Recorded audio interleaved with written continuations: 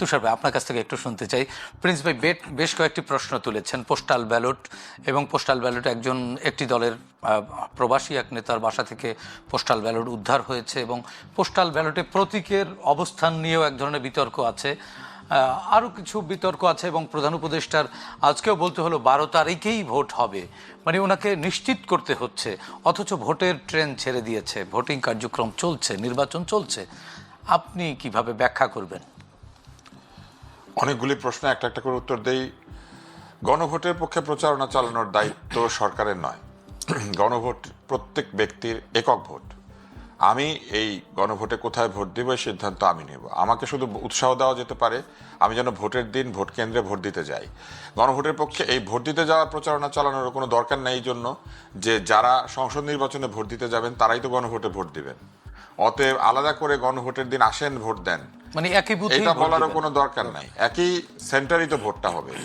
অতএব গণভোট নিয়ে আলগা প্রচারণার কোনো প্রয়োজন কিন্তু আসলে দরকার নাই। বরং দরকার এইটা যে বেশি করে ভোট দিতে আসুন, সবাই আসুন, এই ভোটে কেউ ভোট না দিয়ে বাড়িতে বসে থাকবেন না, এইটা হওয়া উচিত প্রচারণার ভাষা। মানে না ভোট হলেও দিন, না ভোট হ্যাঁ ভোট নিয়ে কথাই বলবে না। আপনি কি বলছেন কোন মার্কায় আপনি ভোট দিবেন? না, আমরা যে সংসদ নির্বাচন করছি এখানে কোন মার্কায় কে ভোট দিবে এটা কি কেউ বলে দিচ্ছে? তাহলে ওইটাও একটা ভোট, যেখানে একটা হ্যাঁ পক্ষ আছে না পক্ষ আছে। কেউ যদি হ্যাঁ পক্ষের ফেভারে বা হ্যাঁ পক্ষের পক্ষে গিয়ে প্রচারণা চালায়, সেই প্রচারণার জন্য সে টাকা খরচ করছে না।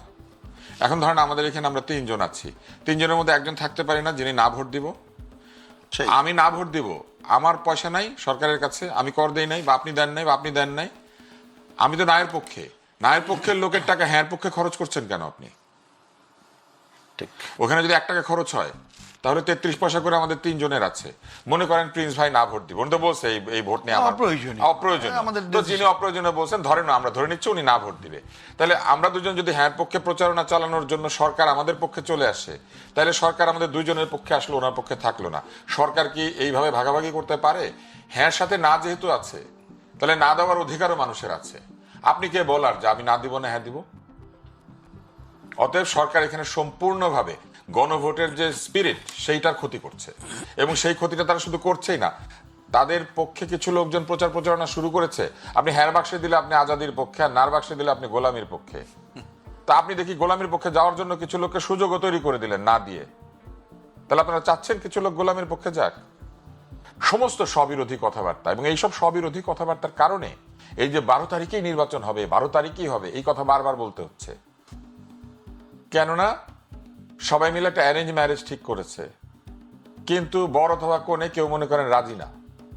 এখন বর এবং কনে রাজি না, এই জন্য বাপ মা সব জায়গায় গিয়ে বলে বিয়ে কিন্তু 12 তারিখে হবে, ভাইজান আইসেন কিন্তু কাচ্চি বিরিয়ানি খাওয়াবো। মূল অনাস্থা কিন্তু নির্বাচনের উপরে না, মূল অনাস্থা যারা নির্বাচন আয়োজন করছেন তাদের উপরে। কারণ তাদের কাজ এবং কথা এবং তাদের আগে এবং পরের কার্যক্রমে কোনো মিল নাই। এরপর আপনি দেখেন একটা বক্তৃতা হচ্ছে, সেই বক্তৃতার মধ্যে বলা হচ্ছে it is well planned. How do you know the plan? ধরেন রাজনৈতিক দল প্ল্যান করেছে, এনসিপি প্ল্যান করেছে, তারা কি প্রধান উপদেষ্টার সাথে আলাপ করেছে? তো উনি জানে কি করে কি প্ল্যান, কোনটা প্ল্যান আর কোনটা প্ল্যান না? ওনার সাথে প্ল্যান হবে ওনার উপদেষ্টাদের, ওনার সাথে প্ল্যান হবে সরকারের লোকজনের। রাজনৈতিক দলের লোকজনকে ওনার সাথে গিয়ে প্ল্যান করেছে যে উনি জানে যে এটা ওয়েল প্ল্যান্ড। এবং তারপর উনি আবার এটাও বলেছে তাদের মধ্যে অনেকেই ইলেক্টেড হবে, উনি ইংরেজিতে বলেছেন মন্ত্রী হইতে পারে, হ্যাঁ, এবং আবার বলেছেন তাদের মধ্যে কেউ কেউ মন্ত্রীও হবে। ধরেন আমি একজন সমর্থক, আমি নাহিদ ইসলামকে ভোট দিলাম, নাহিদ ইসলামকে ভোট দিলে সে পাশ করবে, আমি এই আশাবাদ ব্যক্ত করতে পারি। নাহিদ ইসলাম মন্ত্রীও হবে, এই কথাটাকে আমি বলতে পারি। আর ওইরকম পজিশন থেকে যদি বলা হয় তাহলে তো এটাও বলে দেওয়া হলো জিতলে কিন্তু মন্ত্রী বানায়ও। তো এটা তো সম্পূর্ণভাবে একটা দলের দিকে চলে যাওয়া, এবং উনি এখন থেকে দলের দিকে যাচ্ছেন না। It is very sad to say যে নির্বাচন কমিশন এখানে জগন্নাথের মতো আচরণ করছে। নির্বাচন কমিশনের আজকে একটা ব্রিফিং হয়েছে, সেই ব্রিফিংটা আমি দেখতে দেখতে এখানে আসছিলাম। সেখানে উনি বলছেন যে 300 কতটা যেন 380টা অভিযোগ, সম্ভবত কাছাকাছি ফিগার হবে, যে এরকম নিষ্পত্তি হয়েছে, তার মধ্যে 277টা আপিলে জয়ী হয়েছে।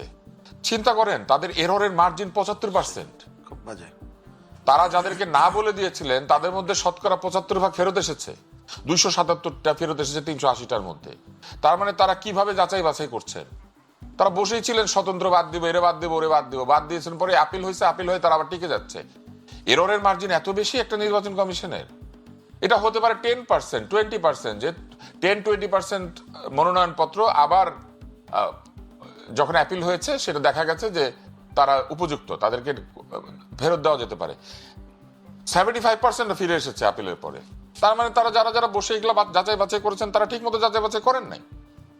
এইবার আসেন, আপনি পরে যেটা জিজ্ঞেস করছিলেন যে এই যে ব্যাংক অন্যান্য প্রতিষ্ঠান তাদেরকে নিযুক্ত করে দেওয়া হয়েছে, গণভোটকে সিএসআর ওই টাকায় করবে। সিএসআর এর যে নীতিমালা আছে বাংলাদেশ ব্যাংকের, সেখানে ভোটের পক্ষে প্রচারণা চালানো সিএসআর আছে ওইখানে। সিএসআর এর নীতিমালা আছে তো, ব্যাংকগুলি কিভাবে সিএসআর এ খরচ করতে পারবে পরিষ্কার নীতিমালা করা আছে। সেই নীতিমালার মধ্যে ভোট আছে? তাহলে ওনারা কিভাবে এই নির্দেশ দেয়? আবার যেসব ব্যাংক এটা চালাবে প্রচারণা, সেসব ব্যাংকের মধ্যে হ্যাঁ পক্ষের লোক আছে, নার পক্ষের লোক নাই। তো যারা নার পক্ষের লোক তারা যাইতে পারবে নার পক্ষে প্রচারণা চালাইতে? আবার যেই ব্যক্তিরা প্রচারণা চালাচ্ছেন তারাই কিন্তু 12 তারিখ ভোট গ্রহণের ভোট গ্রহণে ব্যাংক যাবে কেন? এখানে পরিষ্কার কিছু কিছু ব্যাংক আছে যারা দলীয় আদর্শে প্রতিষ্ঠিত, দলের লোকজন দিয়ে তৈরি করা হয়েছিল, যেগুলিকে 5ই আগস্টের এই অভ্যুত্থানের পরে বলা হয়েছে ব্যাংক পুনরুদ্ধৃত হয়েছে। এস আলম খেয়ে ফেলেছিল, সেটা আমরা উদ্ধার করেছি। হাজার হাজার লোকের চাকরি নট করে দেওয়া হয়েছে, বলা হয়েছে এগুলো সব পটিয়ার লোক, which is true. S Alam ইচ্ছা মতো লোকজনকে চাকরি দিয়েছে, লোন নিয়েছে, যা খুশি তাই করেছে। কিন্তু তার বিপরীতে যাদেরকে ফেরত আনা হয়েছে পরিষ্কার অভিযোগ আছে সেখানে দলের সদস্যরা আছে। মানে একজন অন্যায় করলো তাই বলে কাউন্টার অন্যায় তো আর করা যায় না না, একজন অন্যায় করলে শুধু কাউন্টার অন্যায় করা যাবে না তাই না, একজন যদি ন্যায়ও করে সেটা যদি অন্যায় ভাবে ন্যায় করে। যেমন ধরেন আজকে একটা চাকরি হয়েছে, 11 জনের মেধা তালিকা উপরে ছিল, 12 নম্বরের চাকরি হয়েছে কারণ তার পিতা একটি বিশেষ রাজনৈতিক দলের সাথে যুক্ত। এখন বলা হবে কিন্তু সে কি কম উপযুক্ত? তার তো লিস্টে নাম ছিল। কিন্তু 11 জনকে বাদ দিয়ে যখন 12 নম্বরকে নেওয়া হয়, সেটা নীতিগতভাবে ঠিক থাকলো, আইনে ঠিক থাকলো, এটা কিন্তু আসলে আপনি বুঝবেন যে এটা কোটা না মেধা না, এটা মেধা না কোটা, এটা বাপের কোটা। তো তাহলে কি এটা ঠিক হচ্ছে? একটা নির্দিষ্ট ব্যাংকে থেকে কেন লোকজন যাবে, অথবা ব্যাংক থেকে কেন যেতে হবে? এর আগে নির্বাচন হয় নাই? আমাদের স্কুলের শিক্ষকরা সেখানে গিয়েছেন, সরকারি আমলারা গিয়েছেন, ডাক্তাররা গিয়েছেন, সরকারের কর্মচারীরা গিয়েছেন, যারা সরকারের আইন কানুন জানেন। বেসরকারি জায়গায় চাকরি করে সরকারের আইন কানুন জানে তারা? নাকি এর আগে নির্বাচন করেছে? পোস্টাল ভোট নিয়ে এবার আসেন পোস্টাল ভোট। আমেরিকার মতো জায়গাতে পোস্টাল ভোট নিয়ে গন্ডগোল শুরু হয়েছিল অ্যাল গোরের নির্বাচনের সময়, আপনার নিশ্চয়ই মনে আছে তখন। এবং এই গতবার যখন বাইডেন নির্বাচিত হয়েছিলেন তখনও ট্রাম্পের পক্ষে অভিযোগ করেছিল যে তারা কয়েকটি স্টেটে পোস্টাল ভোটের গরমিল হয়েছে, পোস্টাল ভোটে গড়বড় হয়েছে। সেখানে বাংলাদেশ জীবনে কোনোদিন পোস্টাল ভোট করে নাই। তারা প্রথমে পোস্টাল ভোট করবেন বলে সিদ্ধান্ত নিয়ে একেবারে সবাইকে দিয়ে পোস্টাল ভোট দেওয়াচ্ছেন।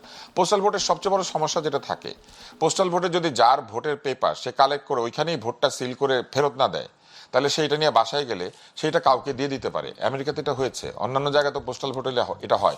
ধরেন রুহিন হোসেন প্রিন্স ইলেকশন করছে, উনি একটা লোক দিয়ে আমাদের সবার ব্যালটগুলি এবং খামগুলি নিয়ে নিল, তারপর উনি বসে সবারটা ফিল আপ করে উনি প্যাকেট করে উনি সেটা পোস্ট করে দিলেন। এই কাজটি তো হয়েছে মধ্যপ্রাচ্যে। কোন কাজটা হয়েছে আমরা জানি না, কিন্তু একজনের বাসায় কেন এতগুলি ব্যালট পাওয়া যাবে? এবং সেই ব্যালটের মধ্যে দৈব চয়নের ভিত্তিতেও যদি মার্কাগুলি দেওয়া হয়ে থাকে, তাহলে মনে রাখতে হবে যে প্রধান মার্কাগুলিকে অবশ্যই দৈব চয়নের বাইরে রেখে এমন একটা জায়গায় রাখতে হবে যাতে কোনো বিতর্ক স্থাপিত না হয়। আপনি দেখবেন ধানের শেষ খুঁজতে হয়, নৌকা তো নাই, একটা পরিচিত মার্কা নাই, কিন্তু ধানের শেষ খুঁজতে হয়। এবং ধানের শেষ বাদে অন্য যে মার্কাগুলি আছে তার মধ্যে সেইখানে দাড়িপাল্লা এবং শাপলাকলি সেইটা আছে ব্যালটের উপরের দিকে এবং হাত পাখা উপরের দিকে। কেন?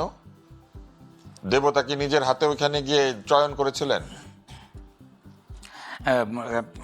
এবং শুধু তাই না, এই পোস্টাল ভোট যখন পোস্ট হবে, সবগুলি পোস্ট একই সময় সবগুলি ব্যালট এসে পৌঁছাবে? ভোটের আগে এসে পৌঁছাবে, নাকি ভোটের দিন পৌঁছাবে, নাকি ভোটের পরের দিন পৌঁছাবে? এবং ওই এক নেতার বাসা থেকে অতগুলো ব্যালট যদি পোস্ট হয়, সেটি নিয়ে অলরেডি এই সুযোগ তো থেকেই যায়। যেসব দূতাবাস থেকে এগুলি করা হচ্ছে, সেই দূতাবাসের কোনো কর্মচারী যদি পক্ষপাত থাকে, আপনি সেটাকে কি করে তদারক করবেন? পক্ষপাত না থাকলে ভোট যেখান থেকে পোস্ট হবে সেখানে কি পোলিং এজেন্ট আছে দলগুলির? তাহলে এটা তো কেউ দেখছে না, কে কার ভোট দিয়ে দিচ্ছে কেউ দেখছে না। পোস্টাল ব্যালট এবং হানা ব্যালট, হানাও তো পোস্টাল হয়ে গেছে, কিন্তু এখানে ইতিমধ্যেই প্রবাসীরা প্রশ্ন তুলেছেন ভোটটি দেবেন কি করে। তারা এই পোস্টালে যেগুলো লেখা আছে ব্যালটে, এটি দিয়ে পরিষ্কার তারা কিছু বুঝতে পারছেন না, তারা ধারণা পাচ্ছেন না। একই সঙ্গে নির্বাচনের আগে এই ভোটগুলি সব নিয়ে এসে কার কাছে থাকবে, কিভাবে গোনা হবে, এই বিষয়গুলিকে আপনি পরিষ্কারভাবে জানেন? আমরা কেউই জানি না, আপনারা যারা আমরা কেউই জানি না, আমরা কেউই জানি না। এবং শুধু তাই নয়, পৃথিবীর বিভিন্ন প্রান্ত থেকে এই ব্যালটগুলি আসবে। এই ব্যালটগুলি আসবার পরে এটা যখন গোনা হবে, তখন সেই ব্যালটে আমরা যে ব্যালটটা দেখেছি সেখানে দেখলাম প্রায় সব মার্কা আছে। তাহলে Repeat, আসন repeat, ভিত্তিতে এই মার্কা এবং এই ব্যালটগুলি কিভাবে ভাগাভাগি করা হবে, এটাও কি আমাদেরকে কেউ পরিষ্কারভাবে জানিয়েছে? কারণ ব্যালটের উপরে তো আসন লেখা নাই। না। তাহলে এগুলা অনেক জায়গায় ধোঁয়াশাপূর্ণ অবস্থায় আছে এবং নির্বাচন কমিশন এরকম একটি কাজ করছেন। নির্বাচন কমিশন আপনার মনে আছে একটা মেশিন চালু করেছিল ইভিএম, সেটার জন্য পাইলট করতে হয়েছিল একটার পর একটা, এবং সবাই তখন এমন অস্থির হয়ে গেল যে ইভিএম ভালো না, ইভিএম খারাপ। আমি নিজেও বলেছি যে ইভিএম এর দরকার কি, এত মানুষ আছে ভোট গুনবে বসে বসে, ইভিএম যেহেতু মানুষের মনে সন্দেহ রাখার দরকার কি। কিন্তু আপনি দেখেন সেটারও পাইলট করতে হয়েছে। কিন্তু পাইলট মানে হচ্ছে কিছু কিছু জায়গাতে ইভিএম লাগিয়ে পরীক্ষা করে দেখতে হয়েছে যে ইভিএম আসলে সাকসেসফুল হয় কি হয় না। পোস্টাল ভোট জীবনে কোনোদিন আমাদের নির্বাচন কমিশন নিয়েছে এবং এটা তারা কোনোদিন গুনেছে? এটা তারা কিভাবে গুনবে, কিভাবে কারা গুনবে এই ভোটটি? মেটিকুলাসলি প্ল্যান্ড আমার ধারণা। ষড়যন্ত্রের কথা বলা হচ্ছে, এখনো অভিযোগ তোলা হচ্ছে নানান এন্ড থেকে। ষড়যন্ত্র কি শুধু বাইরে থেকেই হচ্ছে না ভেতরেও আছে? যদি ভেতরে বাইরে দুই দিকে থাকে, কারা কিভাবে করছে এই ভোট ভ্যান্ডালাইজার? বাইরের শত্রু কখনো সাকসেসফুল হয় না যদি ষড়যন্ত্রকারী ভেতরে না থাকে। আপনি এটা সবসময় দেখবেন। সিরাজউদ্দৌলার পতন, মির্জাফর যদি না থাকতো, কিংবা ঘসেটি বেগম যদি না থাকতো, কিংবা মোহাম্মদী বেগরা না থাকতো, তাহলে কি লর্ড ক্লাইভ সফল হতো? তাই উমিচাঁদ আর এই যে জগৎ শেঠ এরা না থাকলে পরে কি এই চক্রান্ত সাকসেসফুল হতো? এটা কখনো হয় না। এই চরিত্রগুলো দৃশ্য এখন ভিতরে বাইরের কেউ যদি এরকম অভিযোগ করেন যে বহিঃশক্তি ষড়যন্ত্র আছে, বহিঃশক্তি কখনোই অভ্যন্তরীণ লোকজনের সাথে আতাত ছাড়া ষড়যন্ত্র করতে পারে না। কারণ বহিঃশক্তি আসলে তো আপনি চেহারা দেখলে চিনতে পারবেন, হয় তার চেহারা সাদা হবে, নাহলে তার চেহারা হলুদ হবে, না হয় তার চেহারা কালো হবে। আমাদের মতো চেহারা তো বহিঃশক্তির হয় না, আমরা তো মিক্সড। তো আপনি দেখলেই চিনবেন যে এই বহিঃশক্তি সেখানে ঘোরাফেরা করছে। তো বহিঃশক্তিকে কোনোদিন আমরা দেখেছি বাংলাদেশে? আমরা কোনোদিন দেখি নাই। আমরা মুখে মুখে শুনি বহিঃশক্তি এখানে এসেছে। বহিঃশক্তিকে নিয়ে আসে কারা? অতএব সবসময় মনে রাখবেন যে যে কোনো দেশের সার্বভৌমত্ব, স্বাধীনতা সবকিছু ক্ষতিগ্রস্ত হয় লেন্দুব দর্জিরা থাকলে। এখন লেন্দুব দর্জি জায়গায় জায়গায় আছে, পৃথিবী থেকে একটা লেন্দুব দর্জি সব জায়গাতে আছে। আমরা কারজাইকে দেখি নাই? আমরা এরকম আরো শাসকদেরকে দেখি নাই? আমরা তো দেখেছি। তো এটা তো খুব সহজ ব্যাপার। তুষার ভাই, আপনারা দুইজন যে প্রশ্নগুলো তুললেন, বিশেষ করে এই ভোটিং ক্ষেত্রে, ভোটিং নিয়ে, এগুলো কি আপনার কাছে সরকারের ভুল বা নির্বাচন কমিশনের ভুল মনে হয়? শোনেন, এত যাদের মেধা, এত যাদের বুদ্ধি, শুধু ডক্টরেট ডিগ্রি গুনতে গেলে 1 বছর লাগবে। তো ডাক্তার তো আপনি নিজে না, ডক্টরেট ছাড়াও আপনিও তো, মানে আপনি যদি সরকারের বিভিন্ন জায়গাতে যারা পিএইচডি, বিশেষ করে সংস্কার এবং অন্যান্য কাজে যত পিএইচডি জড়িত ছিল, পৃথিবীর ইতিহাসে এত পিএইচডি কোনোদিন একটা বিশ্ববিদ্যালয়ে পড়ায় নাই। মানে এমন একটা অবস্থা। আপনি যদি গড় হিসাব করেন যে 100 জনের মধ্যে কতজন পিএইচডি, একটা কমিশনের মধ্যে কয়টা পিএইচডি? অলমোস্ট সবাই তো পিএইচডি। বহুত পিএইচডি অধিক সন্ন্যাসীতে গাজন নষ্ট, অনেক পিএইচডিতে সংস্কার নষ্ট, এবং এর মধ্যে আমরা দেখছি ভোটটা নষ্ট হচ্ছে। এর কারণ হচ্ছে এনারা আপনার ধারণা চিন্তা করে নাই। তুষার ভাই, এটা কি ভুল? না, এই ধরনের এত শিক্ষিত মানুষ, এত বুদ্ধিমান মানুষেরা কোনোদিনই এটা ভুল হিসেবে করতে পারেন না। ওনারা অবশ্যই এটা জেনে শুনে করেছেন। তাহলে পরিণতি কি জানি না, এটা ওনারা বিবেচনা করবেন। অন্যের কাজের পরিণতি আমি কি করে বলবো? তুষার ভাই তো কিছুই জানেন না। না, আমি অনেক কিছু জানেন না। আমি আপনাকে অনেক কিছু বলেছি, কিন্তু আপনি পরিণতি জানতে চাইলে পরিণতি তো আমি বলতে পারবো না। পরিণতি যার যারটা তার, তাই না? একজনের কর্মফলকে আরেকজন ভোগ করবে, নাকি আমি আপনার কর্মফল বলে দিতে পারবো? আমাদের তো এই নির্বাচনের ফলাফলের উপরে নির্ভর করতে হচ্ছে। কর্মটা হতে দেন, ভবিষ্যৎ বাংলাদেশটা কর্মটা হতে দেন, নির্বাচনটা হওয়ার পরে নির্বাচন নিয়ে কথা বলা যাবে, কর্মের পরে ফল।